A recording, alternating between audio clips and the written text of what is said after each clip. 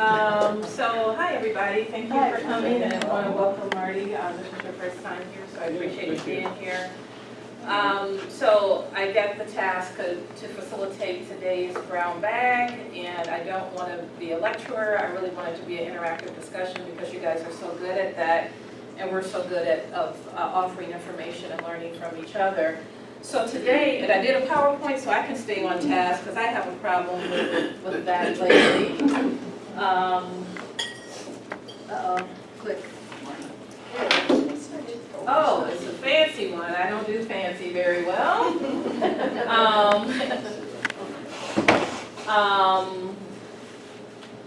So today we're going to talk about these things. This is probably too fancy for me. I'm very simple. So today we're going to pick up here with the strong suit. So last month we did that activity looking at the strong suit, filling out a survey, self-assessment tool. Then we were in these categories. And while I know sometimes that's a drag, how do I fit in within a box? So we encourage people to think outside the box. I thought it was a very insightful exercise though, and I've done a number of these personality things over the years, and I thought that one was really a good one for me. It really, I actually do fit inside that box, and the two boxes. So we want to go back to that and explore it, but take it a little bit deeper and talk about how those suits, whatever category you might be in, how does that play out in the mediation and play out with your co-mediator?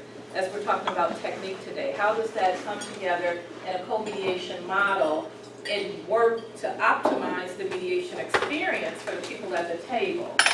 And then, as we talked in our opening, the various techniques, I think our techniques, as I made a list of them because I think it's time to go back to the training material and update that as cases have become more complex.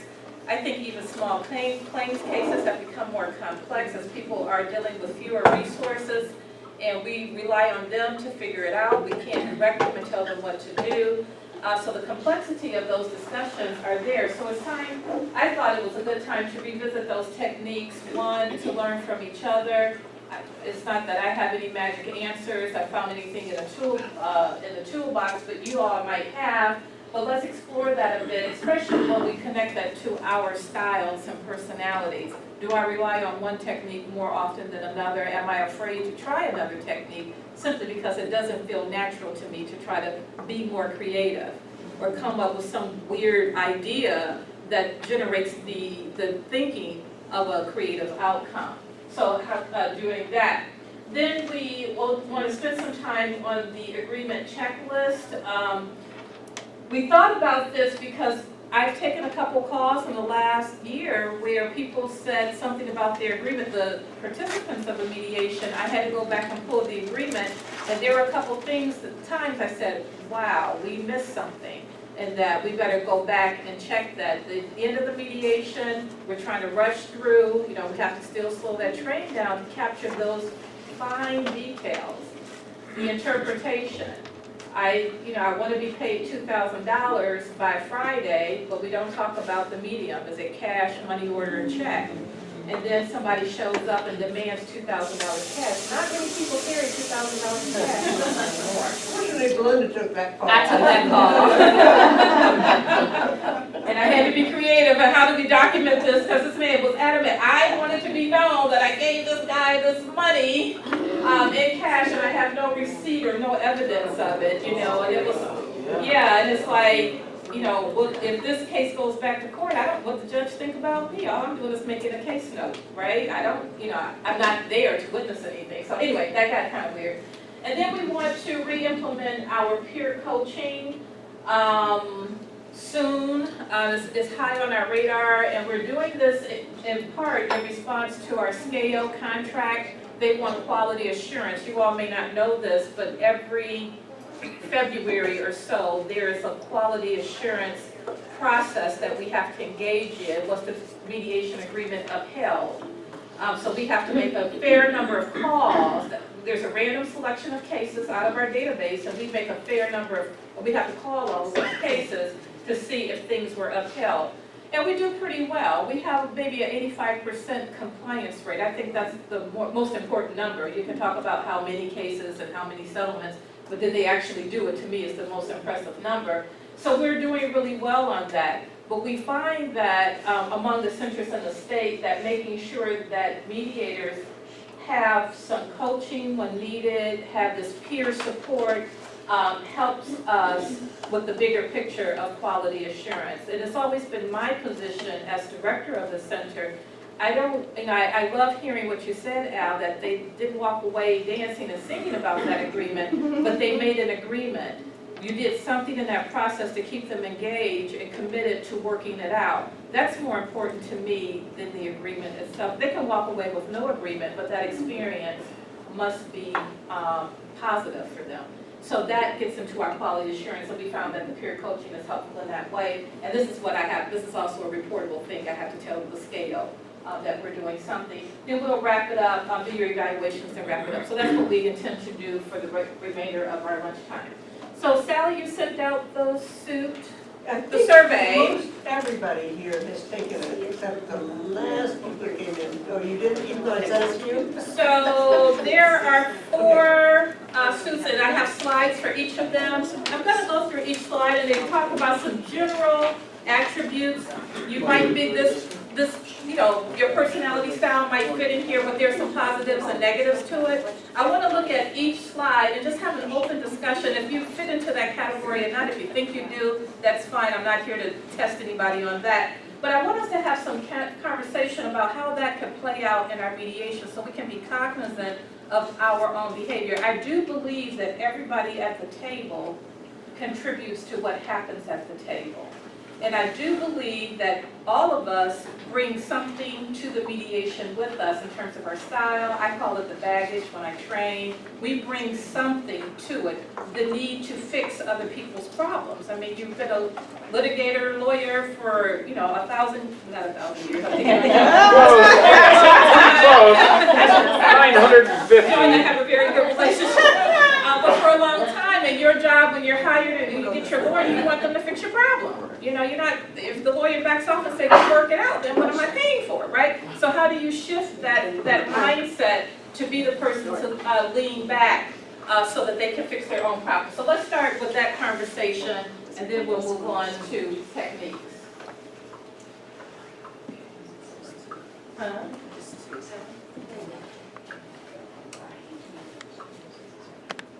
Okay, so I have to click it twice to get to the next slide, is that what you're saying? No. Okay.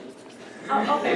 Okay, so people who are amenable, their common characteristics is to listen a lot, feel the human interest stories, which is interesting in mediation. We talk about that in restorative justice a lot. This survey says that they tend to be mediators, they're agreeable, supportive, and polite. But there are also some strengths and weaknesses to that as well. Being supportive, good listeners, and even-tempered, but you can also have a deep need to make everybody happy. They tend to be conflict avoidant and change resistant to processes and procedures. Any thoughts about that? For those of us who took the survey and landed in this category, or for those of us who are seeing it for the first time, any reactions? Think about your co-mediation model. Think about those complex cases. Are there what's happening with us at the table? Can we agree, disagree? What is the discussion around this one? And this is a slide we can send it out, Lisa, if you would like that. Yeah. And this is just a few of them. The lists were much longer. So what happens in a co-mediation model? You're a mediator. This is not you, but your co-mediator is this. They're trying to make everybody at the table happy, and you just want them to stop talking and get to solutions. Yeah. So I think avoiding conflict, sometimes conflict is what they need to have, right? Some people need to argue it out, and I think some of us have a hard time letting that happen. But you somehow have to sort of figure out what they need to do. Yeah, that's true. I'm thinking about some past conversations where a person said, I hate when voices are raised, and I'm thinking, what do you expect? They're mad. Yeah. Any other thoughts? So being avoidant to the conflict can complicate things. What is the behavior that goes along with that? What do you think we're doing? Are we retracting from the mediation process? Yes, I think so. Shutting down? Yes. I Yeah. just wanted to say, I'm glad you pointed that out, because I feel like that a lot of times, like I just told her, like she said, I think that's one of the problems. A lot of people are like that. Avoiding conflict? Yeah, and then also, like you said, that bothers me when people, like you said, when you're angry, what are you supposed to do, sit like this your whole life and not say anything, and then things don't get changed? So when you're upset, you should be able to show that. There's a way to show it, but you should be able to show it, without somebody saying, oh, like you said, if you raise your voice, oh, you're yelling, because I had somebody do that to me, and I said, you need to learn your terms proper. I said, I wasn't yelling, I was expressing myself. I said, my voice didn't go to the top of the room. I said, I might have got a little aggressive and firm, but I said, to you, yelling is getting aggressive and firm. So, yeah, like you said, I'm glad you pointed that out, Yeah, my husband calls it passion. He Yeah. has a loud voice all the time, on everything. Any other thoughts? Yes? I'm not a club, so check me if you're a club, but I wonder if it's a need to maintain control. Because a lot of times people see strong emotion as a lack of control, a lack of discipline, and so they don't want to see it because they want to maintain control. And I agree, there's a difference between strong emotion and a fight, right? I mean, and they're not the same. Yeah. So I wonder if that's part of the discomfort clubs. Yeah, Kathy? So I think I probably am in this category, I haven't taken the test. And I do, conflict does scare me, and I'm wondering, I understand that there has to be conflict, in mediation. But I worry about it getting out of control, and when do you stop it, or how do you stop it before they come to blows or whatever? They're being very disrespectful to each other, so it's hard to know where the line is, and I probably tend to try to stop it before the line is, because when you get there, you can't stop it. I don't know, but talking about it. That's a good point. So we know that they're in conflict, that's why they're here, but because before things escalated, you're already preparing how to stop, interrupt, redirect, or do something else. Is that a fair way of saying, okay, yeah. Did I say something? Yes. Yeah, what are your thoughts about that last line on the negative styles of change resistant to processes and procedures? Resistant to new procedures, or just resistant to having to follow a procedure? My interpretation was changing in that process. So mediation is taught throughout the state in a very step-by-step linear process. I think I've seen most of the curriculums floating around the state. And we're set up by the guidelines to do that. We are told that you have to cover these components and we have to put in a step-by-step process. What I think happens in real life cases is that the needs of the individuals are shifting and morphing in during the mediation, that we might have to change a little bit. I might have to do step 3 before I can really fully complete step 1 maybe. I don't know. And as a mediator, are we comfortable with that? Or as a single mediator, but if you're in a co-mediation model and my co-mediator really wants to stick to step 2, and I see them making agreements at step 6 or 7, what should we do? Yeah, that's how I'm interpreting that. Okay. Craig, your hand was up. I was just thinking about the whole thing of escalating volume and tension and all that, and I think the way I try to look at it is, if it's sort of staying loud for a certain amount of time, that's fine, but if it just looks like it's just building and building and building, like it's just going to blow up, then I say, time to caucus. Yeah, time to caucus. Yeah, and we're going to talk about technique and caucusing and all of that pretty soon. Gail? I think there's ways too where, people can still express their feelings and have disagreements and conflict, but you can remind them to be civil.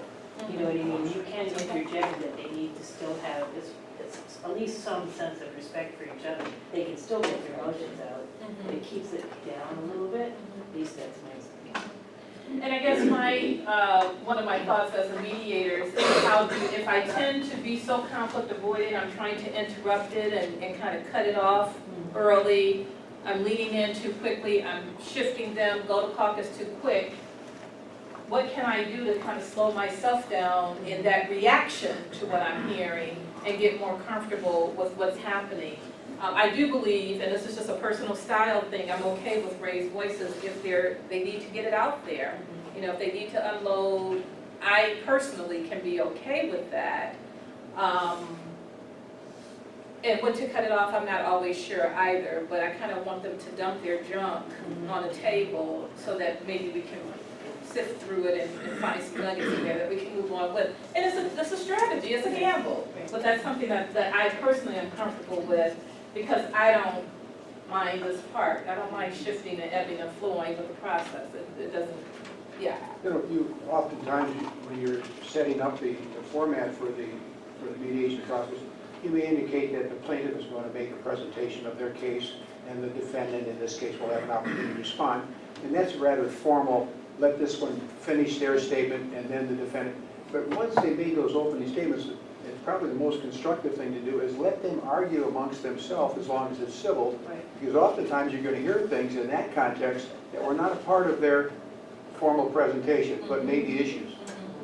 And one of the challenges to even that dynamic of who speaks first is a child-parent case. We don't do a whole lot of that anymore, but at one time the center was doing a lot of that. So it's usually the parents that call us first. And that's I don't think I ever experienced a teenager calling and saying, my family needs some help, would you be our mediator? But the parents would call first, but in the mediation we let the kids speak first. And that was to empower the child, but parents thought we were disempowering them. But it was a shift that we intentionally put in the process to gain other things, balance of the table and things like that, and letting this kid kind of get their story out first, which oftentimes escalated everything because, of course, they were blaming their parents for everything. Yes, Joan? Do you ever do the same thing when you have, so the plaintiff usually goes first, but if the plaintiff has come with an attorney and the defendant has not, it seems to be the weaker, to be at a little bit of a disadvantage, do you ever? It really depends on the case. I think the plaintiff speaking first in these court cases is because they brought the suit or they brought the complaint, and we need to hear what them talk. We want them to talk about why we're here. That sort of sets the stage on it. But there may be some non-court cases where we have to think that through. In fact, there could be some court cases when I think about the abuse and neglect docket. Is there an advantage for the parent to speak first? We have to think that through. Is that an advantage for the process? For everyone in the room, lawyers, there must be 3 or 4 lawyers, caseworkers in those sessions who have talked, some of them have spoken to the parent because they have to, some of them have not. They've just read complaints, briefs, whatever lawyers do. But is there an advantage of letting a parent talk first about the circumstances of what led them to this court case? So we have to think about that. And that's changing the process a little bit. Yeah. Can we move on to the next one? Okay. The analyticals, those who analyze stuff. People who analyze, this would be my husband. He likes to keep asking questions to get more information. Very precise and cautious, and like things to be in an orderly fashion. They often process the information without showing any visible emotion. That part would not be known. Very emotional. There are positives and negatives, of course. Things are neat and orderly, disciplined, high tolerance for the very small details, and that's the agreement writing part of this. So I can, when we have those super details of the agreement, I read one today because of a phone call, and Miles was asking me for an opinion on something. And I'm like, wow, the details. They will love each other and do this on I mean, it was very, very detailed. They signed it, so it's their agreement, but the detail was interesting to me. But they can be picky, too bogged down in the detail, too cautious, and rigid and rule-bound. Any reactions to that? As a mediator? Yeah, Yeah. Yeah, it's pretty, well, the problem with all of these, and we can discuss this later, is, I mean, these are real rough. They're insightful only to a degree. I mean, I test high on this scale, which doesn't Okay. surprise me, because I tend to be, by upbringing and training, more cerebral. But, you know, there are other things that, you know, don't fit at all. I mean, I may have a tolerance for details, but my tolerance for bullshit and minutia gets, it minimizes with each passing year, you know. And, Or an aging thing. Which one is that? getting too deep, you know, picky or too deep. I mean, these are, they're clearly would be counterproductive in terms of mediation. If, you know, if an analytic style leads you to be too picky or too detailed, it's going to run counter to the need to move ahead in an orderly, you know, sort of fashion. So it's, you know, there's a lot of, you know, ambiguity or tension or conflict built into the, you know, the analysis of the style. The basic problem, I think that people like myself have is, you know, you dwell too much in the head. It's very difficult to get down into the heart, where really a lot of the basic communication occurs. I mean, the real communication and the dealing with emotion occurs. Okay, that's the problem. The strength is, you know, you can help people with their problems. You can ask the right questions and all that kind of stuff, and operate great on the level of the head, but you may not be able to really connect at the heart level, which I think is what ultimately is most important for all of us. But that's just my personal take. You might be surprised to hear that I very often, when I have an opportunity to present and talk about the DRC, I call it heart work and not head work, because I see a real distinction in the two as you, but I also see what's happening cerebrally in how some mediations get processed out. I just see that they were overthinking it. I can look at, sometimes I can hear about the debrief and say, you were actually overthinking it. Mm-hmm. You got bogged down in some minutia to a fault that the mediation collapsed and the parties went away. They didn't gain what they needed because we were trying to create the thing that we think they ought to have. Does that make sense? I mean, I see it here at the center. I've been here for 14 years. I actually see it. I'm going to start with Craig and come around this way. If that's okay. Yeah. This is probably biased by the fact that I'm one of these, but I guess the way I see my role is to be the analytical presence in the room, because the parties are going to be way more into the emotional side of things. And my job as a mediator is to get them to look at the details and see what details they missed understanding about each other, to try to clear that up so that they can feel the heart connection with each other, but without me doing anything to inflame that if possible. Okay, so you use it as a strategy, a strength in your strategy to make sure they're not missing what they need to reach solid agreements. Right. Is there agreements there? I saw hands, yeah, John. I was wondering if either of you, Joe or Craig, could help us understand the best way to co-mediate if we're feeling you're going a little too far in that. What works best for your co-mediator to say or do? If it's time to, you know, let them argue or whatever it is. I'm not sure. I've been spoiled, because usually when I get teamed up, I get teamed up with very, and I don't want to get into too far into gender, but I'm invariably teamed with insightful females like either Susan or Nancy Soderholm or other people that I work with here, and I just, you know, you just let them go, you know, because I recognize that they have something that I don't, and they have an ability that I don't have, so you just... It works easily. Yeah, you just kind of go with it, but it's a, I don't know, I mean, it's a really intuitive sort of thing, and it's one advantage to working with the same people, you know, if you can do it, because you get to learn how to play off against one another and use one another's strengths to be that much stronger as a team. Agreed. Does that suggest that there should be any attempt to be pairing up people who are opposites rather than the same? There might be. I know that, and I'm just talking about the community mediation centers. We get together a couple times a year and share information.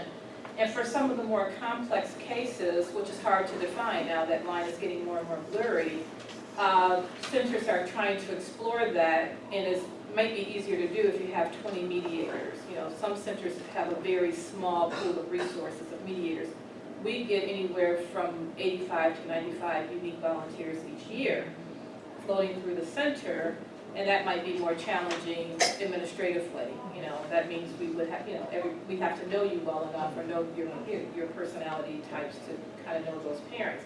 I think loosely and informally, as we've gotten to know people over the years, we kind of know who to match up, who matches up very well and complements each other. And we definitely know who doesn't. Not put together, which is most critical for us. So we said, you know, yeah, go work together. But if it's like, oh no, they should never work together, we share that information in the office.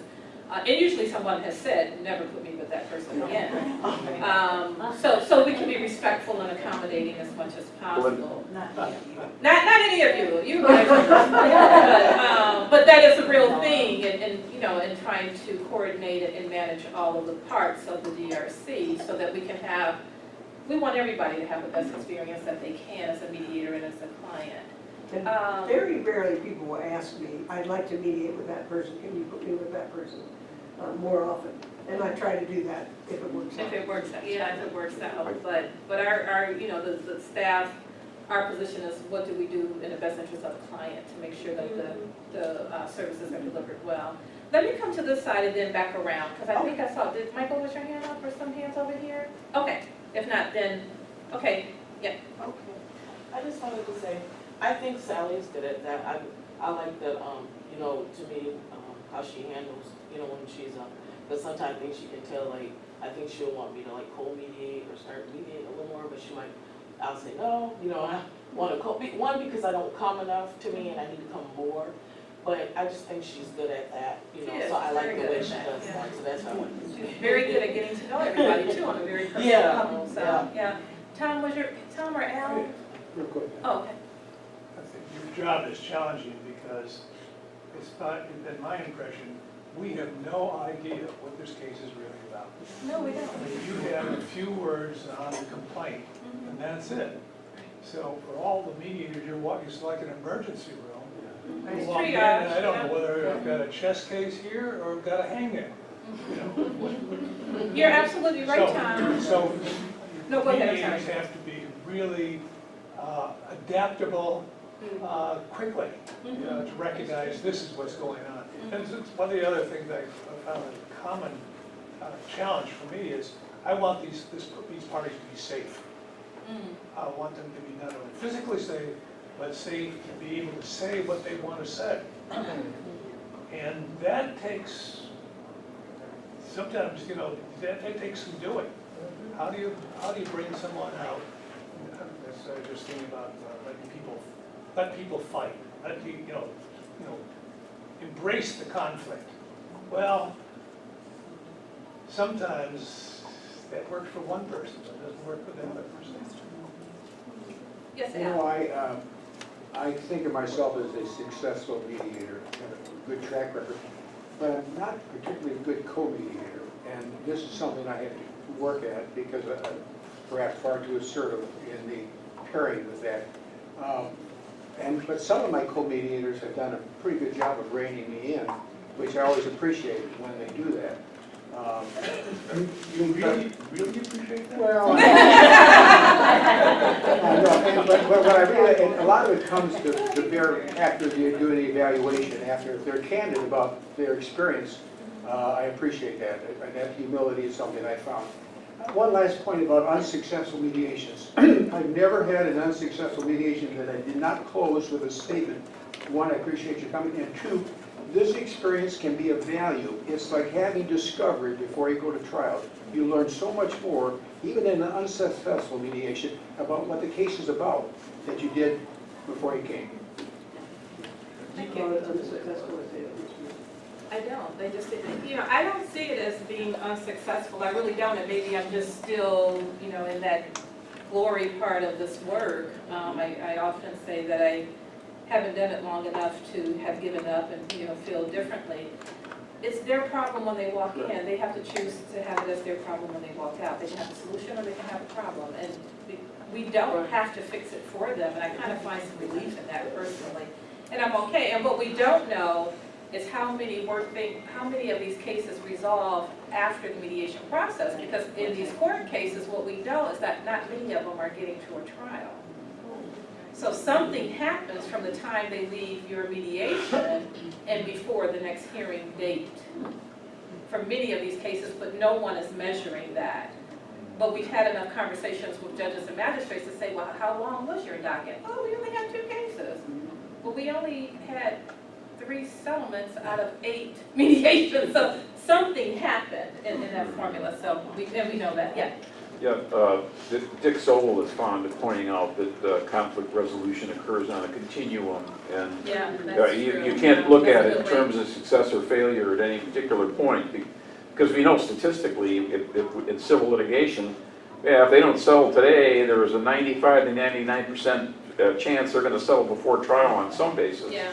And it's, in most cases, the mediation is going to help that whole process along in some way. So it's not, time spent talking and feeling one another out is never time wasted.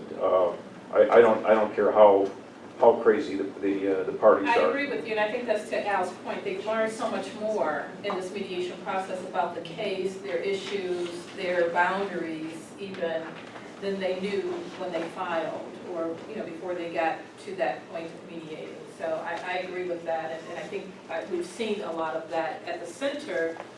We bump into people in the community, and they like, I really appreciate being there. We didn't work it out, but I was able to stand down on my position or something. So that happens. Yes, sir.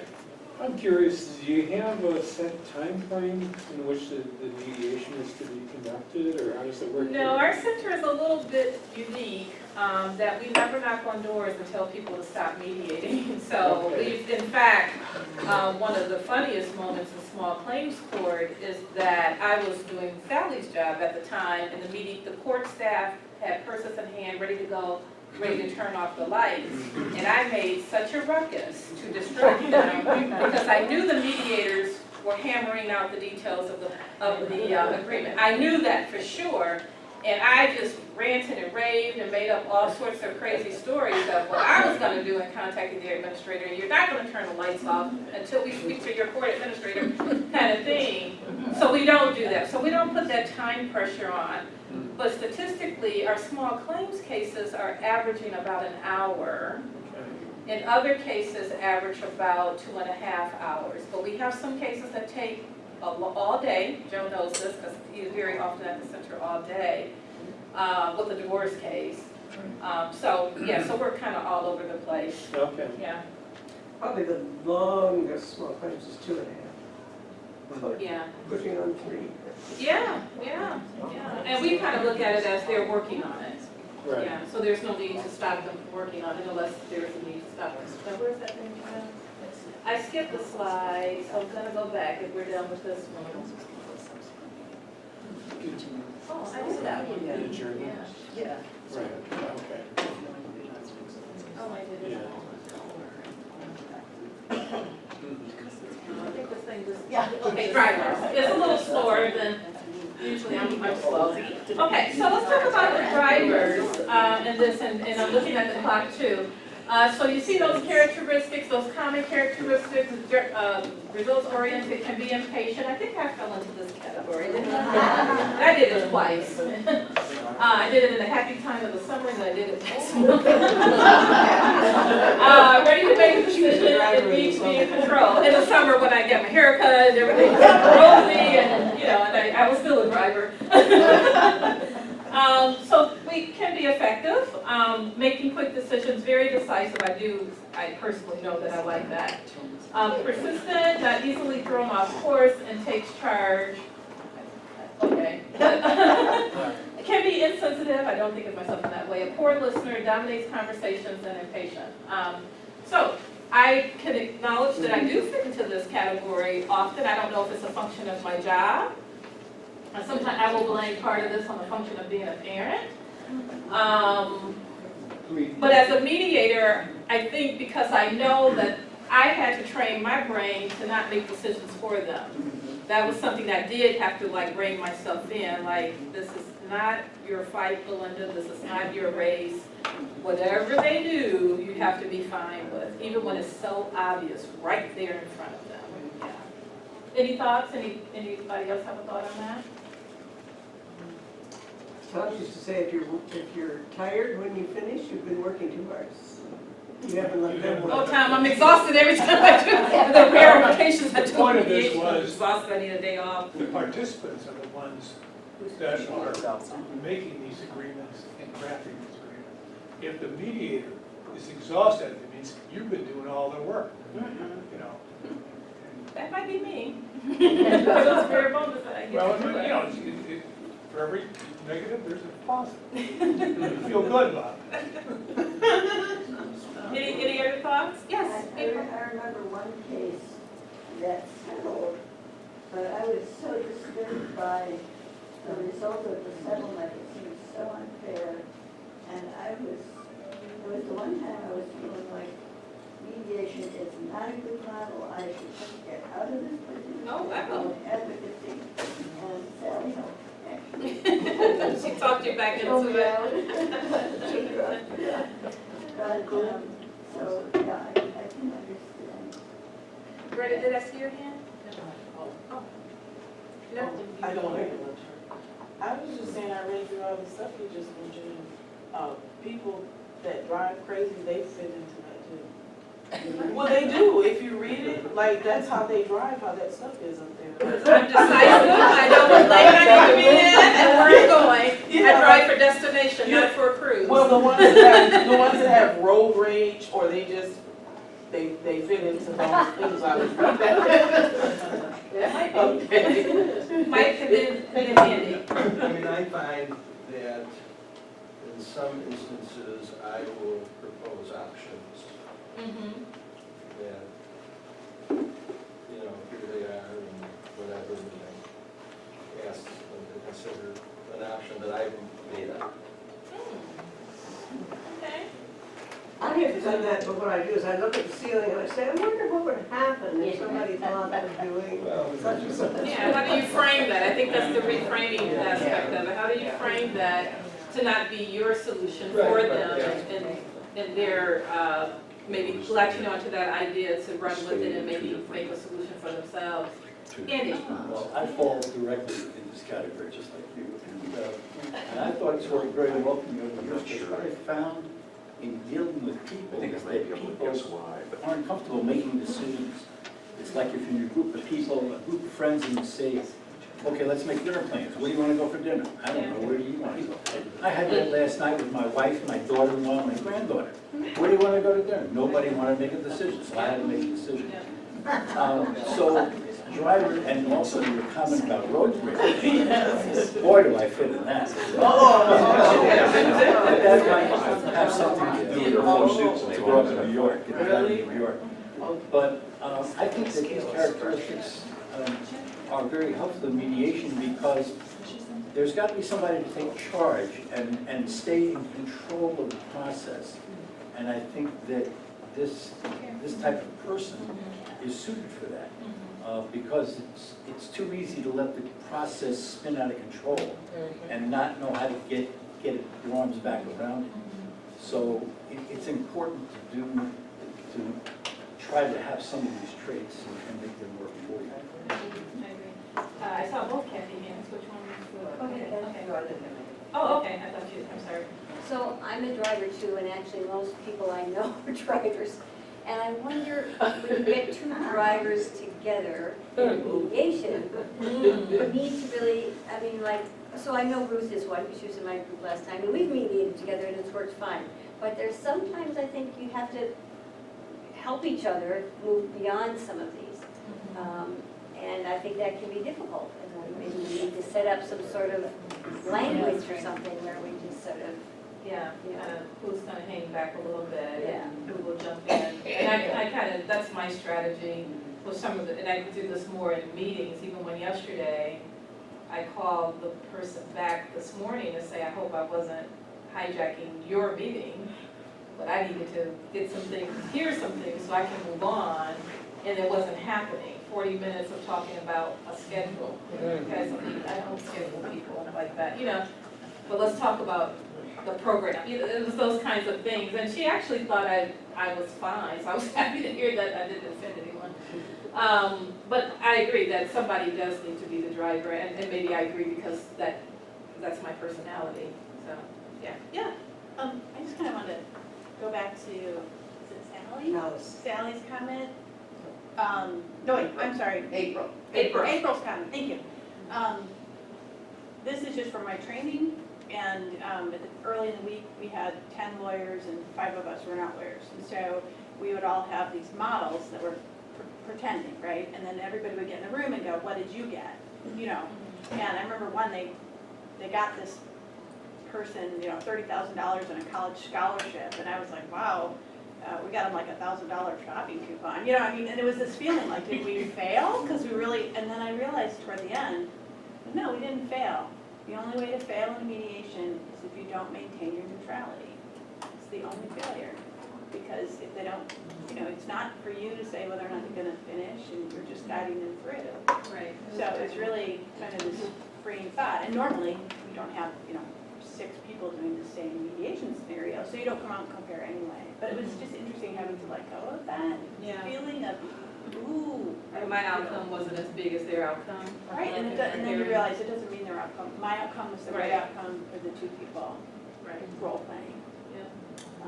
There's no such thing as failure, it's merely the absence of success. Yeah, I mean, to me, intermediation doesn't finish. It's not a failure. And then I think with co-mediators, you support each other. I think the biggest compliment I got was a guy who said, after we were done, he said, and it was when we were being scored or whatever you call it, he goes, thanks for pulling my bacon out of the fire. And I didn't look at it that way at all. But, well, he had missed a couple things, and so I just very gently, added them in, and I didn't think about it at all, but like if you're busy trying to prove yourself somehow, it's not about you when you go in the room. That's what it comes We like to think that. What Sally reminded me was that I did not know the whole story, no matter how clear it seemed to me in that room. There were aspects of that story I had no idea of.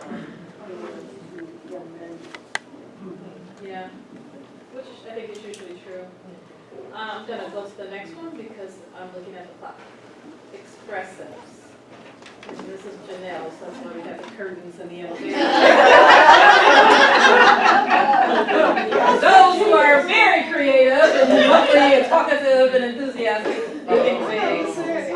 So they're articulate, they have lots of energy, optimists, and they can be unpredictable, manipulative, and jump to conclusions because they're impulsive. There were some of us who did this last month that fell into that category. And did not see any of these things about themselves. She made them very bubbly and optimistic and they think of themselves. Yes. She made me change the font color because I had made it faded green so that she couldn't read I it. couldn't see it.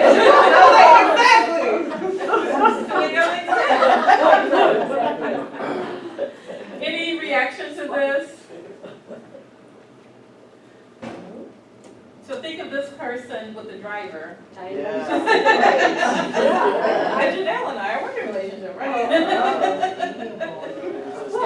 Would they be useful in mediation to suggest something that maybe the 2 parties haven't suggested because they're so creative? Creative way of solving a problem? They can be very creative, but I think they actually add a lot to the process because they seem to be wired to think outside the box and be creative. They see the things that I know that I don't see. That energy level in mediation, you think it is an exhausting process. So having that energy, being optimistic, keeping people encouraged, I think I think all of the personalities play a role in a mediation, including those who are expressive. So, yes. So I was just thinking, if I'm a driver, if I was with an expressive, and you would have to realize that you both have positives that you're You have bringing. to, yeah. And so maybe help the other person see that, or somehow, you're balancing each other, as long as no one can get out of balance, I think. Yeah, I think you can. I think that's the way to make it work. Mary Ann? Just in working with the kids when we run circles, I'm thinking, I exhaust myself trying to hold back that driver, so that I can listen. And we had one circle that was difficult, and Joan came in. She was with Kathy and me, and she came in with a very gentle, creative, positive question, very open-ended. And it really calmed the whole process down and reframed it, and it was a relief, as the co-facilitator that you were there and you did that.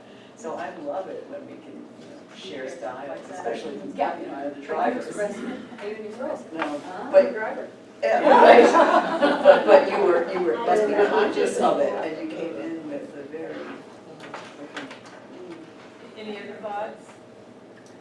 Yes. Just because we have these characteristics or suits doesn't mean, I don't think, that being aware of it, that we can't take from other areas. Oh, absolutely. I would use encourage others. that. I would really encourage that. I mean, for me, I've done other kinds of these surveys, whatever they're called. And I've learned how to adjust myself to do some things so I can be a bigger full package as a mediator. So I can hopefully be as effective as I can be. Joanne, your hand was up. I'm sorry, I don't want to overlook you. I sort of have a general question, because Mary Ann has been referring to circles all the time. And I thought we should talk about how these traits fit into circles as well. I think you have to be on those people in a circle. You can't have a strong suit, because you go around the circle and you take the role that needs to be taken at that particular moment. So I think it's a different dynamic, and I wondered if you could spend a little bit of time on that. I think you just did.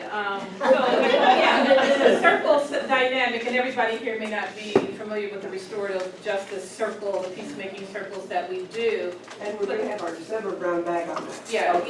So we can we'll talk more in depth about what that looks like. But I agree with you, Joanne, that you have to challenge yourself to be a little bit of this and a little bit of everything to keep the circle moving forward. The minutia is more readily available that Joe talked about in circles, because people are really unloading and dumping emotionally, and you can get really bogged down in that quickly unless you can kind of get back to the process and move to the next question, that kind of thing. So you have to be able to do that. So, yes? I think these characteristics describe Donald Trump very well. No. Build a fence, bubbly, enthusiastic, No.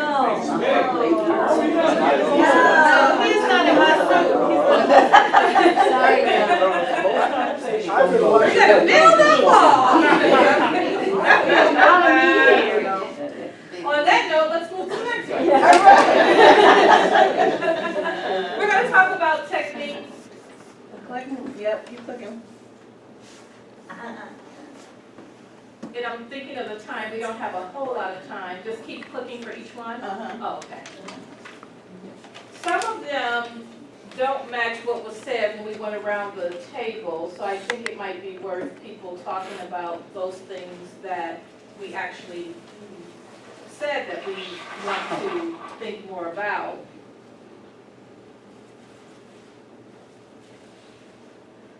So I want to just throw this question out. Many of you in this room have been mediating for 5 years or more.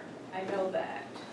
Some of you have been mediating for less than 5 years. And not that 5 years means anything, it's just the length of time I've been working with know all of you. So I'm guessing those who have been mediating for a long time probably have tried many different techniques. And you might be able to speak about some of these or some of the comments that we said when we went around the table.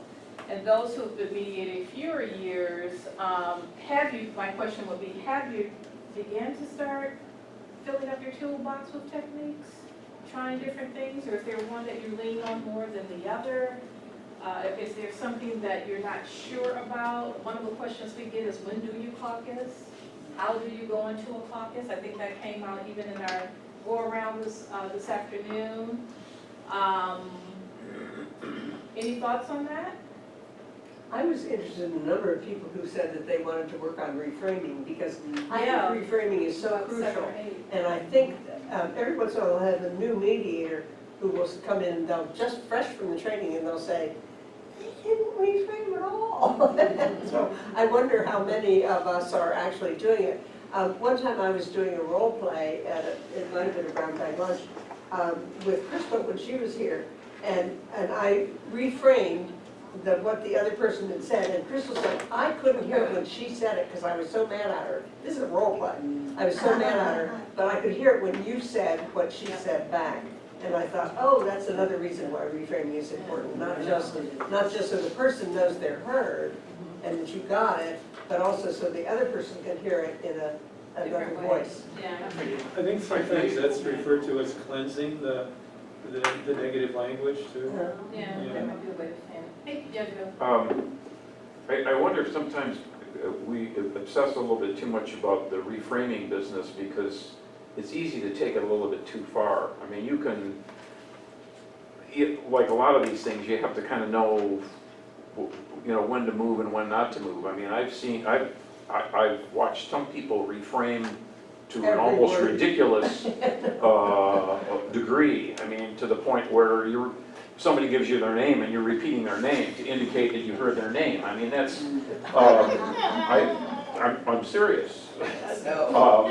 I think you have to, the important thing is that people have to know that you have heard what they've said. And you have to restate or indicate you've heard it and put it into language that is not pejorative, negative, or whatever the case may be. And there are a lot of ways to do that, and there are a lot of ways, I think, to reframe to let people know that you've heard them without slavishly just repeating very closely what somebody has said. Yeah, Andy. Sometimes you'll find in mediation that it tends to ramble and go all over the map. And in those situations, I think reframing is important because you can narrow the gap and focus on the issues that are important to the mediation, to getting a solution. And so I think that calls for reframing. Oftentimes the parties are pretty focused and there's not a lot of dispute as to what's going on, a lot of differences, and reframing really isn't that necessary. But if it's kind of random and wrangling, that's when I think reframing is a very constructive tool. I wanted to follow up. The thought occurred to me, because this is a problem for me, and I think it's a problem for other mediators, people that I work with, and that is artfully interrupting. You may deal with some people who your conclusion is, these folks are scatterbrained, okay, and your judgment may be correct because they're just all over the ball field. I mean, they cannot put two coherent thoughts together, and they will tell their story, and you almost have to kind of look for a point where they take a breath so that you can dive in between and get them back on track. And I find it can be very, very difficult because you got to let them talk. They have to vent. You can't cut them off and disrespect them in any way or give them the impression that they're being disrespected. But you still got to try and keep the whole thing on track and keep them on track. And I think it can be very difficult and very frustrating with some people to do that. Whether you call it reframing, interrupting, whatever, it's your job to get it on track, and some people make it pretty damn difficult to do that. Yeah. Al, then Bruce. Another subject, caucuses. Needless to say, we use them very constructively to get to more of the candid opinions or opportunities that both parties may bring to a settlement. The one caucus that we don't use and may have some value periodically is caucusing with your co-mediator to get That's a good perhaps technique, yeah. to get both parties back where they're supposed to be. I would also share this with you. As a plaintiff in all of the district courts in the state of Michigan for the last 50 years, this is the only court I've ever experienced co-mediation in. So I don't know whether it's unique to Washtenaw County, but I just not experienced it in any other opportunities. You've been to mediation and other No, I've been to mediation in other courts courts, okay. without the benefit of co-mediation. Yeah. I don't know whether they're short of mediators or the philosophy doesn't exist there, I don't know. Oh, interesting. Well, we are a little different. I do acknowledge that. I want to come to Ruth then over to Tom. So back to Reframing. reframing and what I said in the go-around was that I think I can, I'm competent in reframing, but I don't remember. So I was sitting here just thinking, well, no, why don't I? You know? And I think one thing is that I want to hear the other person's story real fast after this one.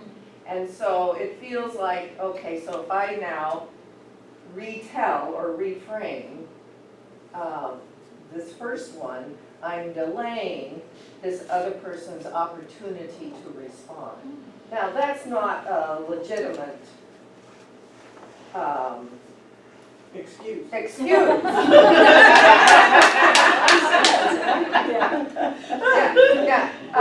Because there is apparently a real good reason for learning to reframe and whatever. So that's something I can put into my head now. I wonder if you could reframe after both speak. That's what I was going to ask. Can you do it after? Is timing, are we stuck on time? Like they speak first, I reframe, the other person speaks, I reframe, another person speaks, I reframe? Or do you listen to all these stories and then it's time for the mediators to do a reframing and your summary of what you think you've heard? I rely on that technique to make sure I heard what they intended for me to hear, because sometimes I create my own narratives in my head. There is a bubble that lives above my head. Can I come to Tom and then you can? There's one item out there that I don't recall ever covering in this Which one? flip chart. Flip chart, yeah. I love Where I flip came charts. from, we used flip charts extensively.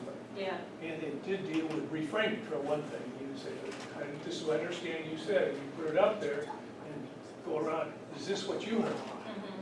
I've never even seen the flip chart. In small claims? Yeah, it's small claims. In the DRC, do we have one? Oh, We buy a whole bunch. Where do you keep them? You use them for domestic relations. Yes. Yeah. Domestic relations, yes. Yeah. You almost have to have Yeah. domestic relations, but we've never seen one that's. Unfortunately, the places where we hear our cases in small claims may vary from a men's room to a very spacious courtroom. So you don't always have a physical You're not facility meeting in the for. men's room, are I kind of wondered why we don't use it. Well, at one time we were, because I remember lugging around the flip charts from court to court, trying to create a space for our kind of supplies, and then the mediators just weren't using them. Well, you have to And make maybe sure. because it was the time frame of that mediation, and it's a single issue, and they're trying to get through it as We quickly as they used could. to have special sessions on how to use a flip chart. Yeah, I Because think it's it's not, an it's an important art to tool. it. Well, I sometimes encourage people to use a piece of paper and put it in the center of the room and write big. and If instead they of feel like it table, would be yeah. helpful. And then show it to them? Instead of- No, but they put it right out there where they are, you press it, they can see it, and it's big. Okay. And they can see you writing it, it's kind of the same thing as a flip chart. Oftentimes in a single issue, it's not Oh, it's- necessary. it isn't But always it is necessary. sometimes, and, yeah.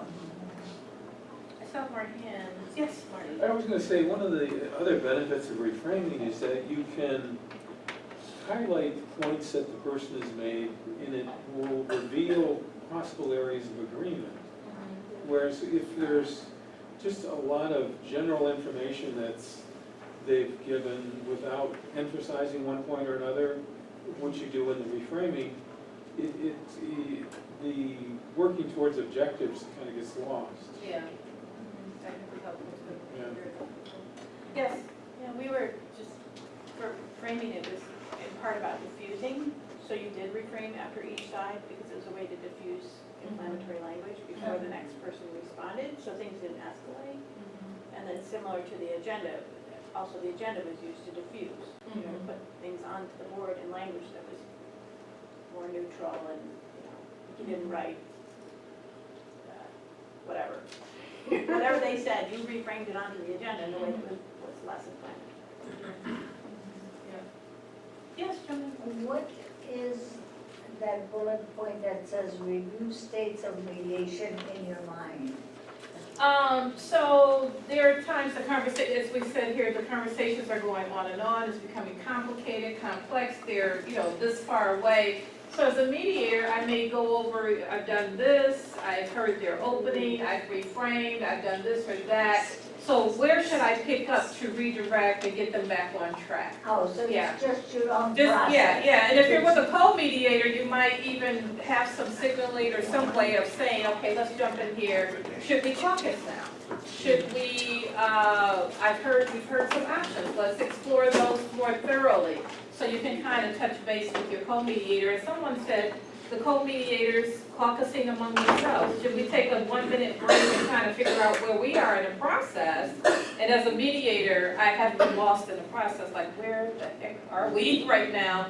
So I can sort of get myself back on track to do the job that that I'm here to do.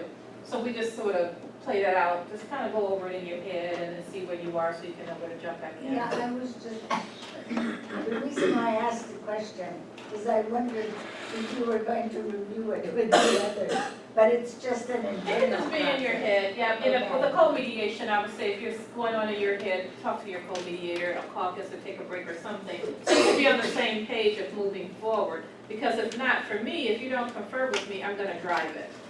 And I might leave you out. Not intentionally, but I'm trying to get us to, you know, whatever next step or to a finish line of some sort. And that's just a personality thing, right? And I'm very decisive, and I can do that in a split moment. So for me, when I'm working with, sometimes you do large group facilitations, and we have a team of people. So it's like stopping, okay, let's huddle and see where we are, what is the next move we should make? Because it's not about me. It's about doing the best that we can. Alexandra had something? Yeah. I'm sorry that I was not able to get here on time to see the very first one, so if you had time before everybody leaves, we can see the first. Okay. Yeah, we can do that, and this is because it's a PowerPoint, you can actually send it out to people too, or attach it, if that's, if that is helpful to Thank you, you. yeah. So Yes. would you just say a quick thing about power differences? Is there a technique when there's obvious power differences in the room? Yeah. So this comes up a lot when people talk about one side has an attorney, the other side doesn't, or when we talk about cases where there's, like a school case, you have a parent, but you have 4 people on a team from the school who come. So we have these power differentials there. So what can we do as mediators to kind of balance that power out, or some effort to balance that out? Any thoughts, any techniques that you all are using? Yeah, I think, at least this has always worked for me. I think you have to spend, probably be very conscious about spending more time or more quality time with the party that is lacking the power. I did, this is a number of years ago, I did a domestic relations dispute over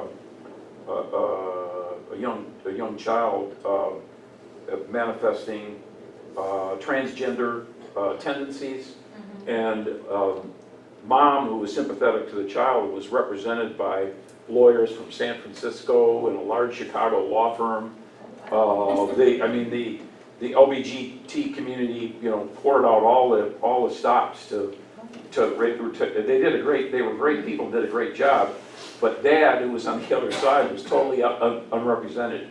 I spent 90% of my time with Dad, and 10% of the time with Mom, because those lawyers didn't need my help. And they were more than capable of dealing with Mom, and I could communicate with them. But Dad was the one that needed all of the TLC, and it needed a showing that there was somebody who was really on his side and sympathetic to his point of view. And that's maybe an extreme case, but I think you see the same sort of thing in other mediations where it pays to spend more time with the party that's unrepresented or that you think is really behind the eight ball somehow. How people sit too can help balance that out a little bit. So we talk about, I'm trying to think, I talked to someone at the center about a volunteer at the center about where the parties sit versus where the lawyers sit or the lawyers sit, who sits closer to the mediator, the mediators. That seating arrangement around the table can be very useful. When people come in, we've done some larger group things, maybe more than 6 people, and I found we did 6 sessions with a group of 10, and I found for the first 2 sessions, the most loud, boisterous, confident man sat at the head of the table. It was a long conference table. So I said to the co-facilitator, we're not going to let that happen anymore because he really performed. He was in charge. He was the director of the board or something. I don't know. And there were no lawyers in the room. It was just that positioning. So when we went in the 3rd session, I took that chair away. There was no chair for him to sit in, and everybody had to kind of sit across the table from one another. No one sat at the ends. So that was my way of trying to balance some of the power in that moment, and he didn't miss it. He just went to the next available chair. It wasn't something that was so obvious about I'm disempowering you. But that's another way to kind of balance that out. And then the speaking arrangements. We talked about plaintiffs speak first, but there may be for the parent teenager one, we let the teen speak first to balance that power in the room. Yes. I was going to say we. In the Open Mediation Center, we try to have the mediator in the middle, sort of at the end of the table and near the door. But yeah, it's always in the neutral position as far as the room is concerned. Yeah, that's a technique as well. Something to be thoughtful about where the mediator sits. Right, because that way you're not on one side or the other, and they are facing one another.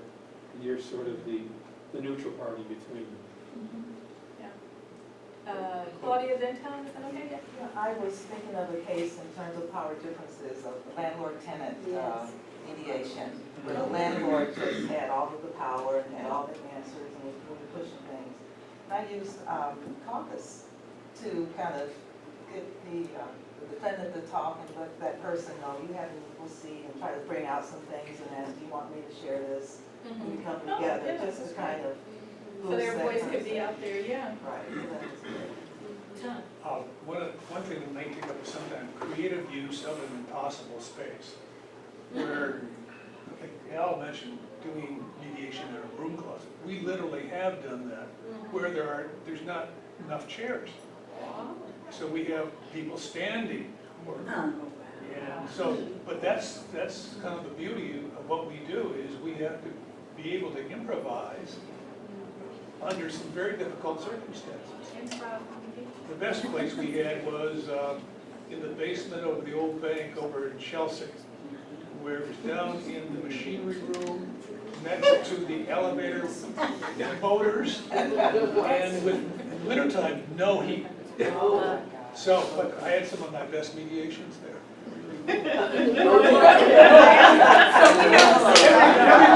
Everybody had to adjust, So we have about 3 more minutes, so I apologize if I took up too much time, but I never want to cut the discussions off. Sally has something to pass out, the agreement checklist, as a reminder that there are certain things that we need to see in the agreement. When people call, I'm not offended that people call because people lose their agreements. They forget why they made that agreement. A lot of interesting conversations happen over the agreement. And all I can ask is, were you there? Is this your signature? You signed willingly. You did not feel forced to sign. And on that day of mediation, you felt you had the authority to make this agreement. Now, those fine details of they were going to pay me money, we need to know how much money, and in the medium, and nowadays that's really, really important. exchanging cash is just, I don't think it's just a good idea in the best interest of anyone, unless they're gonna do it right in front of you, and you can verify that in your agreement. On this day, they exchanged $200 that settles the dispute, whatever. So think about that, I yeah. was very pleased when Belinda had the question about the $2,000 cash. I went and I looked at the agreement form, and sure enough, it says here, if there's cash, is there gonna be a receipt? And so I thought, well, good, it covers it. Yeah, yeah. It So, really is very specific, and I think can be helpful. so just take that as a refresher, and I think the last thing, Muffy is not here, we were gonna talk a little bit about coaching. I guess just to let you know that we're bringing that back as a priority for the DRC, and what that looks like, and we kind of started small claims court, we have this group of folks who say they want to be, they want to help do the peer coaching, so they may come and sit in your mediation as an observer, but your debrief will be a little bit more meaningful, as they're going to give you some critical feedback about what happened, what they observed. It's not to bash you or to tell you you're not a good mediator. They're just going to remind you that you didn't refrain, like that was an opportunity to refrain and you didn't do it. And one of the things we do with those coaches is we put them in that coaching seat first. They get coached from each other so they can know how it feels is to be constructive and positive. We did it before and it went over very well. We stopped doing it just simply because we didn't have staff resources to maintain it and the coordination, scheduling, and all of the business that happens behind the scene. But it is a critical part of our grant with the State Court Administrative Office. It's a question that I have to answer in the application. What are you doing on quality assurance? And we thought that was a successful one, so let's get that back on the scene for the DRC. So more to come on that, but we just wanted you to be aware that it is coming. And one of the things we do is we point out people's strengths, because often you don't recognize your own strengths, Yeah. because you think everybody does it. And those are the things that you also can build on that are unique to you. So as Belinda said, it's not to find, one fault with you. There may be a suggestion or two, but a lot of it will be about what you're really good at. And this has probably happened twice in my time at the DRC, when a person is really, really struggling as a mediator, and this is in our handbook, so I don't mind repeating it, and you get the coaching, and you get some extra support, we'll invite you back to training at no cost, just kind of revisit and go over that, and the couple people who came were like, yeah, that was helpful for me. So we do that, we try to do everything we can to be supportive so that you can mediate as best as you can. But again, I don't want anyone to think that we're coming down hard on anyone, because we don't. We just really want people to do the very best job that they can in this process. Yes, Chuck? Before you close, I wanted to mention to folks, since everybody was exposed to this test and this typing business, just to recommend, if you're really interested in this stuff, you ought to be, this is the Thomas Gilman conflict mode instrument. It's been around since 1974. They say they distributed it to like 8 million people, and it would cost you $45 to download it online. It's a more comprehensive, more deliberative a questionnaire, and the handbook gives you more information about negotiating and mediating styles. In contrast to what Belinda went through, Thomas Gilman will break folks down into competing, accommodating, avoiding, collaborating, and compromising styles. And it tracks a little bit of what you did here. I was trying to pull the two together, but it's about as tried and true as something like this gets, given the limitations. I mean, some of you I know taken Myers-Briggs to get a sense on personality styles and whatnot. These things have the same kind of limitations as Myers-Briggs, but they can be very helpful in terms of spotting styles and helping you better negotiate or mediate. And you can look it up online. Where is that available? You can just if you go online,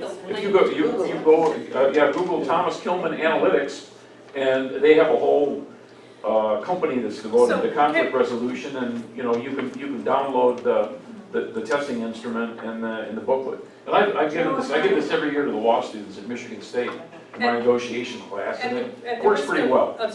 I've done that test maybe 4 times over the span of my adult life, and I think it's really good. I do think it's really good. So at the risk of clogging up your mailbox, we'll send the PowerPoint, because it's easy to attach, with the link to that to people. Yeah, you can do If that. you want it, you can access it, if not, just delete the email. How about, would that be an easy way to do it? Okay. Okay, everybody, When but is- if you don't want it, When let is me the know. training on the 21st? There's training on the 21st. In Northfield? And should I bring in? There's not a training, the ACLU is having, are you talking about the ACLU mass incarceration thing in Northville, a church in Northville, or something No, else? but I thought we would. The DRC is a part of a panel discussion, okay. yeah, that's all, we're not, it's not our training, the ACLU, Mark Fancher, I was trying to think of his name, is spearheading this, there's a discussion, some sort of symposium or something on mass incarceration, and a few people from Washington County are just gonna be a part of a panel discussion. We're gonna talk about restorative justice, restorative practices. Yeah. And a couple other people from here are gonna talk about it, and it's gonna happen at a church. Yeah, so thank you for bringing that up. Venus Savannah is going to be presenting Sharpening Your Skills 2 on November 1st. So it will be a continuation of this program.